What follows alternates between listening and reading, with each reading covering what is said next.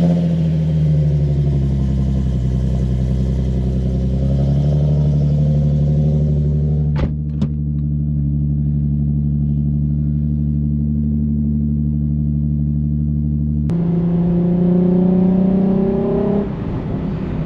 I've owned this car for 4 years,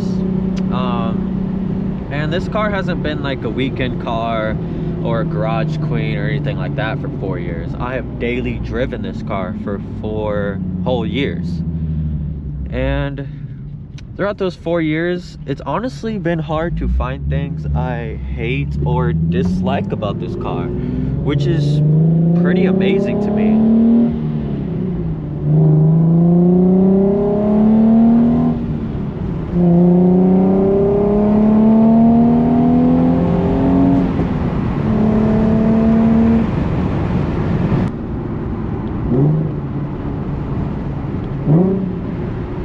And I've owned 3 other cars before this car. So this car is actually my first Nissan, my first manual car, my first actual sports car. This car is what really cemented me into the car community.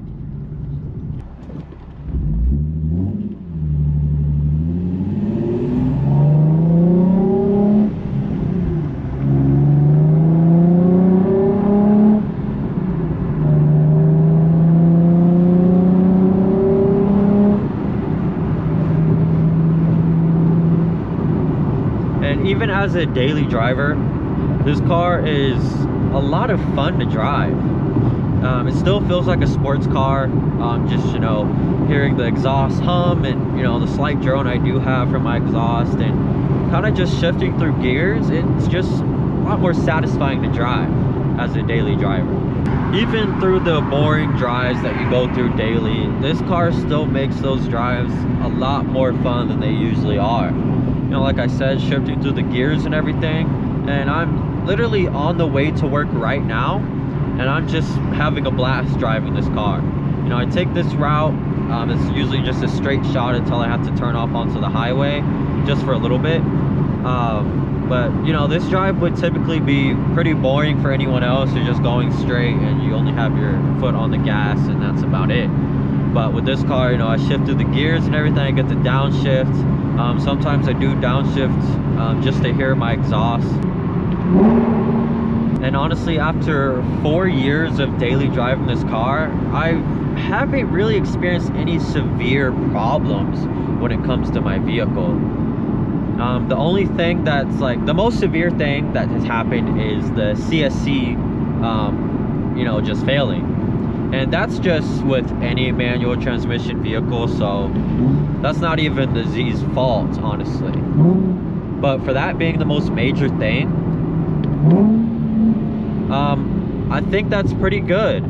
I've only had to do, you know, regular maintenance, oil changes, flushing fluids, you know, just changing my brakes, all that kind of stuff you'll have to do with any other vehicle.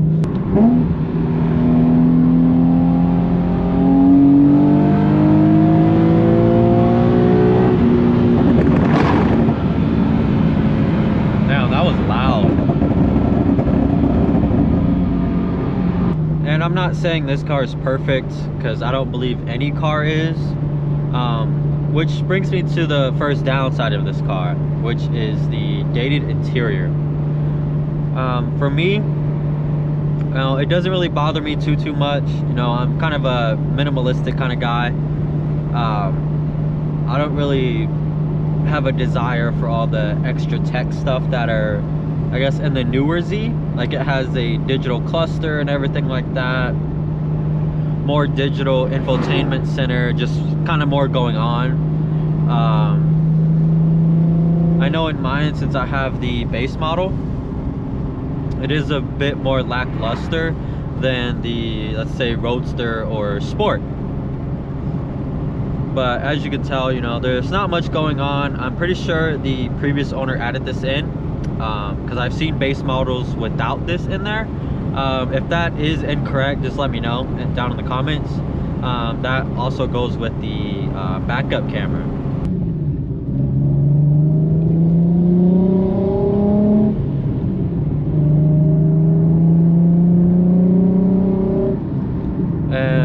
downside of this vehicle would be the road noise. I rolled up my windows so you can kind of hear the cabin noise.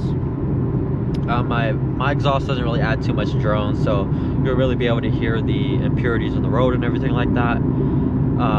Especially on the highway, it's just like straight road noise basically if you don't have the radio going. Like, I feel like honestly I'm like kind of contradicting myself, because the cons that I am listing that are like legitimate, honestly, to me personally, they don't really bother me too much.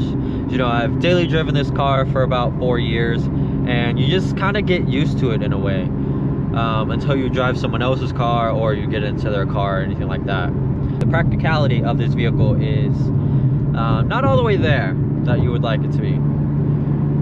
For me, again, it's not much of a bother for me, but whenever you do get groceries, and you do have a lot of groceries, they can fit in the car depending on how much you get, and if you have a passenger or not. A lot of the stuff can fit in the trunk. It's kind of like gets to the point where you have to play like Tetris or a Jenga, if you will. Another practicality thing, this one actually does bother me, which is funny because like the major downsides of this car don't really bother me too much, but like the small ones that I think don't really matter too much, that actually do bother me, are the cup holders. So you only have one good cup holder, that's right there.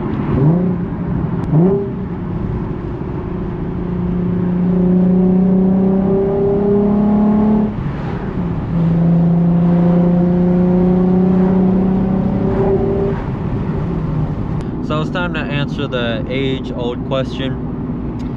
Manual transmission and traffic. Is it annoying? I mean, yeah, sometimes it can be pretty annoying, especially, you know, during rush hour here. It doesn't happen too often, honestly. It's just, you know, whenever we get off work, everyone kind of gets off at the same time, or during lunch, if I want to drive somewhere like maybe 10 minutes away from my job, I'd have to go through the town. It's just kind of the lights and everything. We have a lot of lights here. Like, they're like really close together. Like, we have 1, 2, we have a third one, and a little further we have a fourth one, and a little further we have a 5th, 6th, 7th. I mean, like, there's like a lot of lights back to back. But most of the time it's not that annoying, especially since I get to downshift and everything and hear my exhaust going. It's actually pretty nice and it makes up for it. So it's not really a detrimental thing to make me not want to get this car or not want to drive this car. After 4 years of daily driving this car, it's actually honestly been great.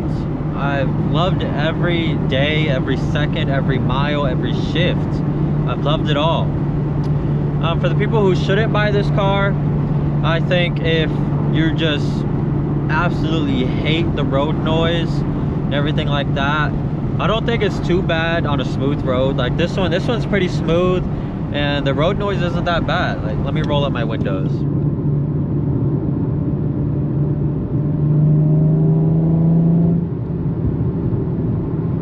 Like, it's not that bad.